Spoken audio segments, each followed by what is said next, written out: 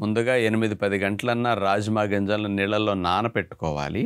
ఆ నానపెట్టిన గింజల్ని చిన్న సైజు ప్రెషర్ కుక్కర్‌లో వాటిని పోసి నీళ్ళతో ఉడికించకుండా టమోటా పేస్ట్, కొద్దిగా నీరు పోసేసి అలా ఉడికిస్తాం. వాటిని పక్కన పెట్టుకుంటాం. మరొక చిన్న సైజు ప్రెషర్ కుక్కర్‌లో వెజిటబుల్ ముక్కలు ఉడికించుకోవడానికి ముందు తాలింపు వేస్తున్నాం. ఆవాలు, జీలకర్ర ఈ 2 ద్వారగా వేగిన తర్వాత అందులో ఇంగువ పొడి కొద్దిగా వేసేసాం. టమోటా ముక్కలు, క్యారెట్ ముక్కలు, సొరకాయ ముక్కలు, ముల్లంగి ముక్కలు, బీరకాయ ముక్కలు, పచ్చిమిరపకాయ ముక్కలు, పసుపు ఇవన్నీ ఒకసారి అట్లా కలిపేసి పాలు పోసి ఈ వెజిటబుల్ ముక్కలన్నిటిని కుక్కర్‌లో మూత పెట్టేసి ఉడికించాలి. ఫైనల్ గా కర్రీ చేయడానికి ఆ ఉడికించిన రాజ్మా గింజలు తీసుకొచ్చి ఈ వెజిటబుల్ ముక్కల్లో వేసేసి మంట కొద్దిగా పెంచి ఒక 4-5 నిమిషాలు అట్లా కలపాలి. అందులో కూరల పొడి వేసేసి ఉంచుతాం పొయ్యి మీద. నిమ్మరసం, ఉప్పు లేని లోటు లేకుండా కొబ్బరి తురుము వేసేసి 4-5 నిమిషాలు అట్లా మగ్గనిస్తే చాలు. చాలా healthy naturopathy rajma special veg curry సిద్ధమైంది.